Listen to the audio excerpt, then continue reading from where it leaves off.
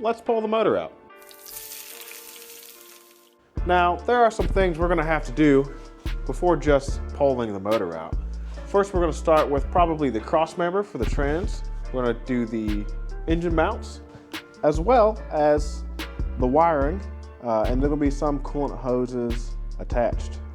Once we have this all apart, we're gonna take a look at the clutch, because we'll have the trans apart, and we're gonna get this motor on a stand, because there's a couple things like the oil pump nut we are gonna have to weld on this engine. Lastly, we're gonna go ahead and fix the manifold bolts. So there's a lot of studs broken off in these manifolds, and this is a great time to fix it while it's not in the car. So join me on this episode where we take care of a lot of the small things on this E36 build. Now, I'm very excited. This thing is just now starting to look like a car and like something I could actually drive down the street. Also, I'll be having some days off here soon. So I would really like to get this thing all together and get it back in the car so I can start with the exhaust and the wiring and everything else. And by everything else, I mean literally everything else. We still have a lot of work to do on this old girl, but it is starting to look like the light at the end of the tunnel. So let's get this episode rolling. I'm very excited.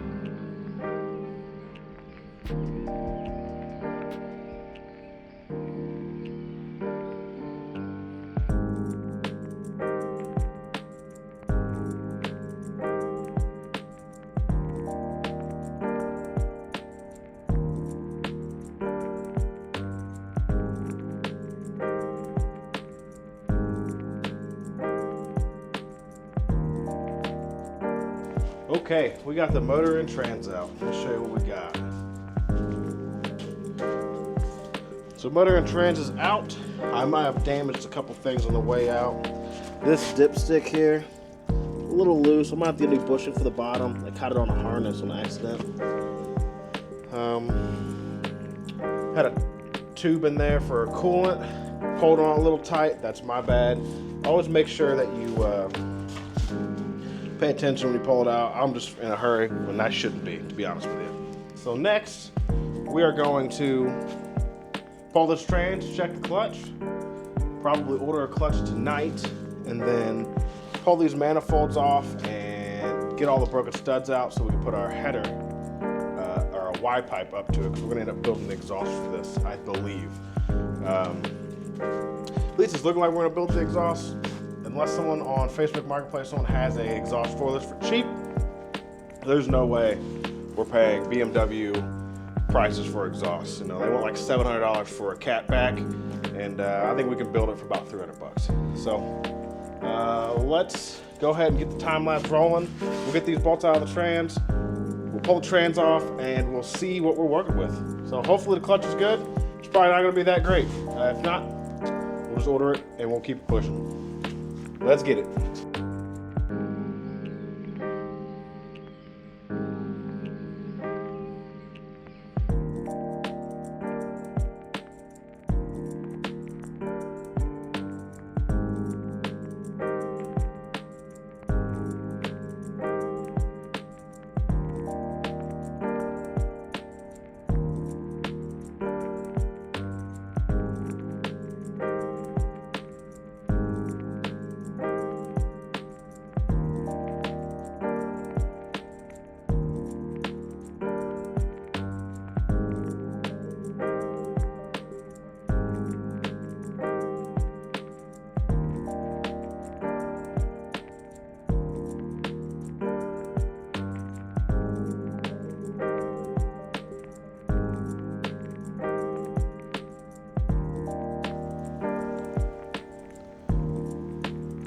What's up, everybody? It's another day. We got our good old M50 on the stand, and we're going to go ahead and rotate it, get all the stuff off the top of it, and do the oil pump nut. And what I mean by that is the oil pump nut on these M50s like to back off, and then of course, once they back off, they don't produce any oil pressure, and then you blow your motor up. So a lot of guys, what they'll do is they'll tack weld the nut so it can't back off. And that's what we're gonna do today. So let's get this thing spun around, let's oil pan off and go from there.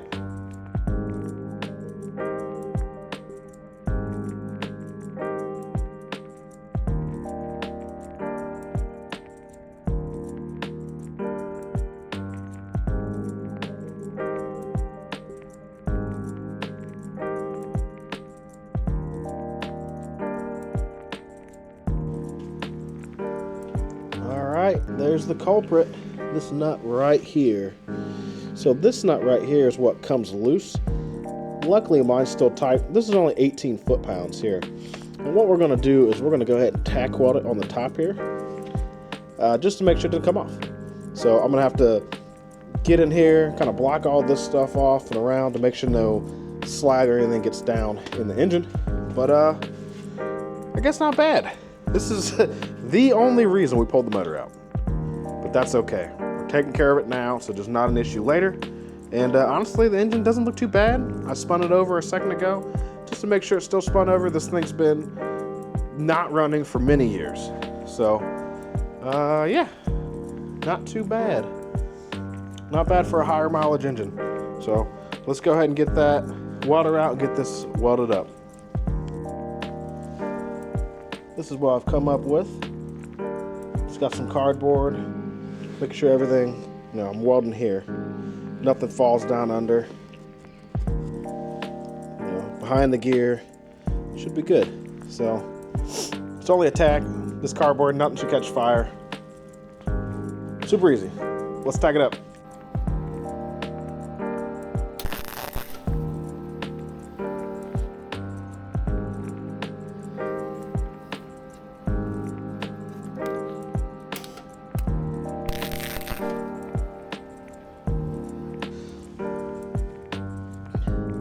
That's what it looks like. 2 tacks on the nut. That way it doesn't come off. Nothing too crazy. We're gonna go ahead and see if we have a gasket to put this oil pan back on.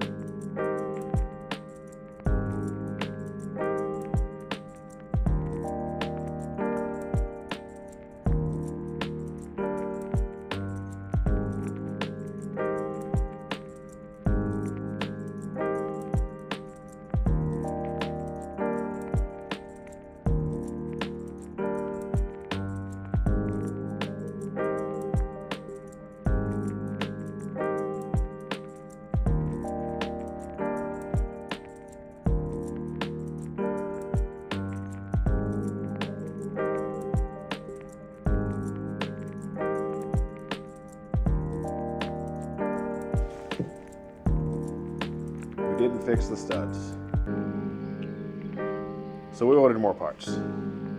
Let's get it. As far as more parts, we ordered headers, long tube headers. We ordered a cat back, which unfortunately means we're going to have to build about a 5-foot section of this car. So that'll be on an episode. I don't actually know when that's gonna come or when it's gonna show up at the house, but hopefully sooner rather than later. I did not want to spend this money on the exhausts. I was just trying to fix the manifolds themselves, but what can you do? I've talked to a lot of BMW guys. Some say they just cut off the studs and drill the holes out. Some get lucky and they come out, but the general consensus is no one gets lucky and they do not come out. So being that I'm on such a short time frame, I just ordered some stuff. I put the old manifolds back on the motor, and just to help get the motor put back in the car, and then I'll fight with that once we get there. Now, being that it's been a couple days, or a day, I kind of did some work so we can keep this build moving. We'll flip the camera now and I'll show you what we did. Like I said, manifolds are back on the motor. That way I can hook the chain to them and get this motor back in the car. Also, I went ahead and put the oil pan back on. I just cleaned everything up and put the right stuff on it, put it all back together. I understand that there is a gasket. But the right stuff is awesome, and that's what people did online. That's what they say works fantastic. And I'm a fan of right stuff, so I can't be mad. So let's get this motor flipped over, and then I'll show you some of the new stuff that we got. And what I got is a new clutch. The old clutch was actually fine, had plenty of meat left on it. But what happened was I didn't have one of these. So this is a clutch alignment tool. And I knew I was going to have to change the other clutch, stock clutch, because it came off of the 318 eventually. So I decided we'll just order up the new clutch. This comes with single mash flywheel, not a dual mash flywheel, so this is a conversion flywheel. New pressure plate, and a new 6-puck disc. Now I've done some research. This clutch runs generally about $320, and there was a guy on the internet that ran this clutch particularly for about 4 years. So that was like 4 years of drifting, had an NA motor, then he turboed his motor and ran it for another year, something like that, and it worked out just fine. So for my little budget build, I think we'll be okay. So how does the clutch work? There's a couple different parts. Throwout bearing, there's a flywheel, pressure plate, and clutch disc, as well as a pilot bearing. We'll get after that. And there's very important things to know when you are installing a clutch. So let me show you the individual pieces, and we'll go over a quick rundown on how a clutch works. So let's go over the clutch. Now, get my gloves on here. Quick rundown. This right here we call a throwout bearing. Now how this goes, it sets in right there, and there will be a lever or a fork that's going to push down on these clutch fingers, and when that happens, it releases the clutch. So let it go there. Hydraulically, when you push the clutch pedal in, it pushes in on the fingers. Move that aside.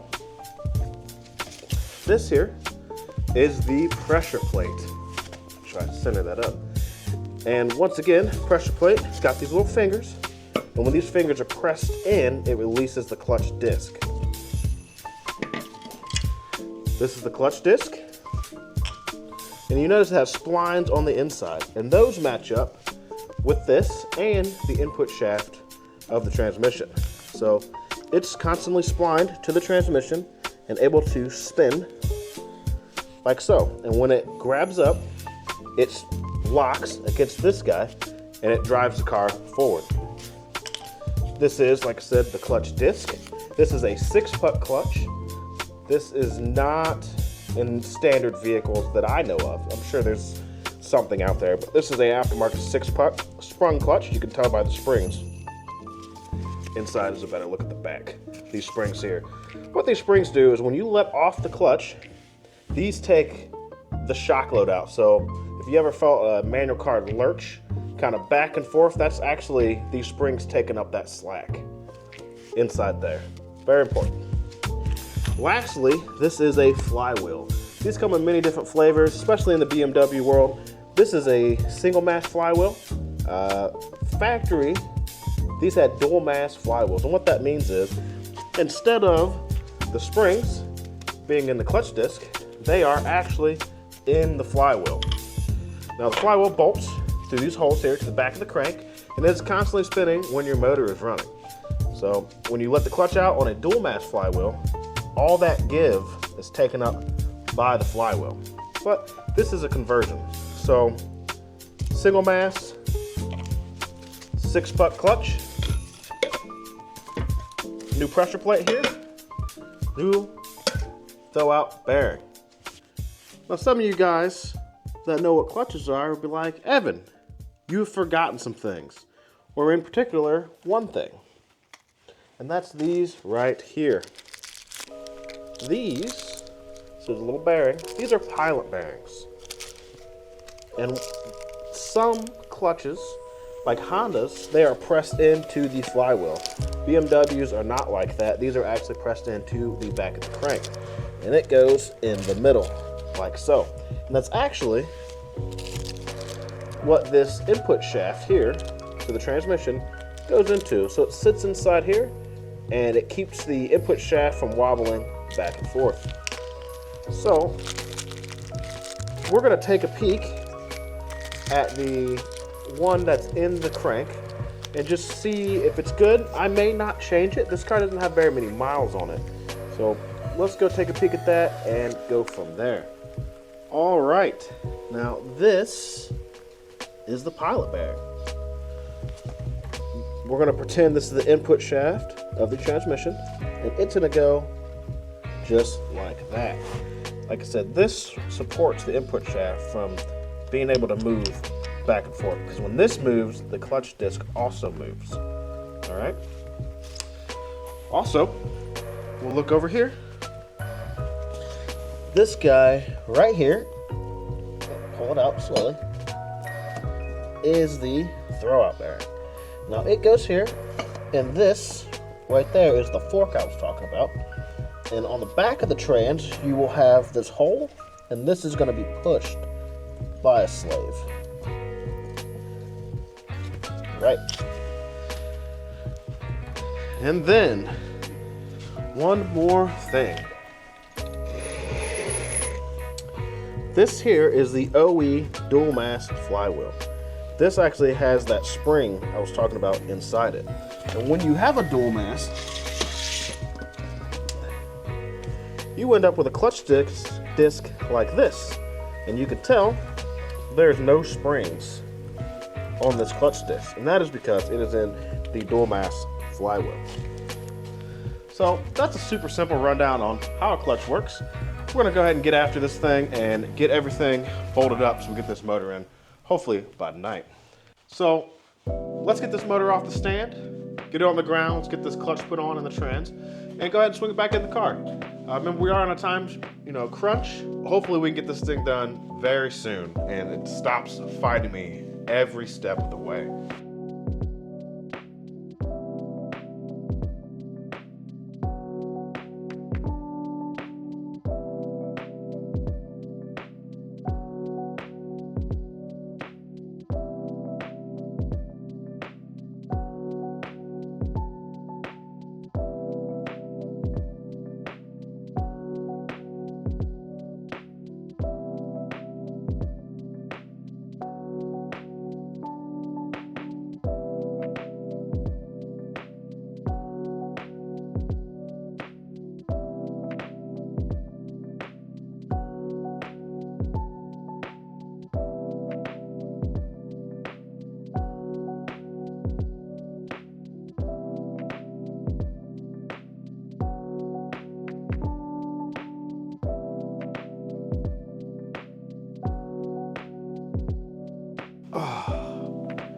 All right, so we went over the clutch. We went over how it works. You've seen the video of me installing it. Let's go over some more important details of putting a clutch in. There's a lot of important things. And here's a few. When you get your clutch in, you see that I torqued everything. Now, the reason you torque everything, one, you don't want to break any bolts. You don't want to over tighten, especially if you break a bolt into the crank. That would be extremely bad. Also, with the pressure plate, something like you can lose up to 50% of your grip by torquing this incorrectly. And I don't know about you, I don't want to do that, especially with the nature of this vehicle. Another thing you got to worry about is this clutch alignment tool. Okay, and this goes through the clutch into the pilot bearing, and as you can see, get a little closer, you can see how free that moves in and out. You don't want this to move harsh at all. There's no lube or anything on this. It's just super easy. Super easy. That's what you're looking for. Also, I cleaned up this dowel pin. So dowel pin's cleaned up. I kind of quickly clean up the bell housing.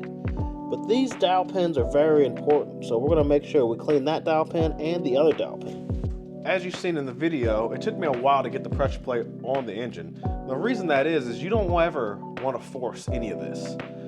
If it's not going on, it's probably because something is wrong. It's funny, it's actually the opposite with diesel tech. When you work on semis, if it's not coming off or not going on, you just hit it harder.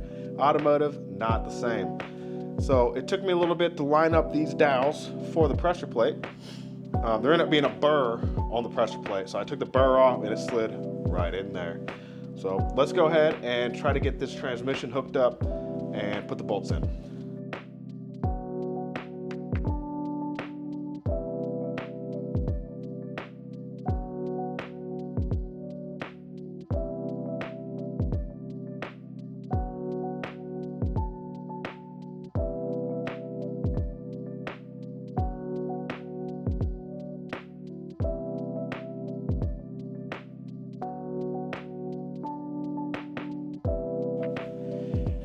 All right, now look what we got here. Trans went in flawlessly. That was really due to, like I said, the clutch alignment tool being free, just finger free, before I put the trans in, and me cleaning up where the dowels go. Now the hole for the back of the trans for the pressure plate is actually right here. It's hanging under the car, if you can see it over there. It's gonna bolt here, and then there's a rod that's gonna push in and on that lever.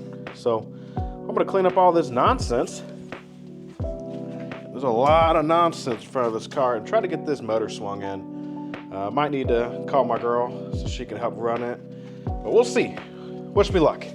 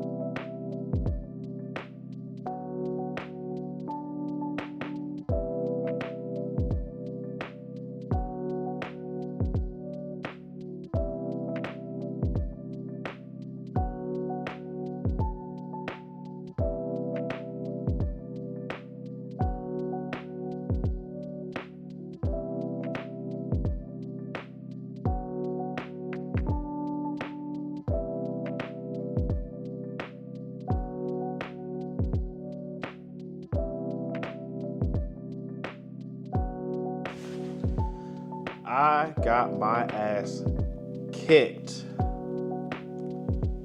That sucked. And when I mean that sucked, that sucked. I think part of it was I don't do very many BMWs, but maybe BMWs suck. I'm not sure, but we got the motor in. I don't think we've broke anything. Not true. We did break the valve cover. I was not paying attention, and there was a hard point on it, and I put a crack in it. But overall, I'm excited. We got new clutches in. Oil pump nut is welded. Everything is back in the car, so that is fantastic. Thank you for watching to the end of the video. Please like and subscribe, and maybe even leave a comment. I hear that helps a whole lot. So thank you so much. Until next time, peace.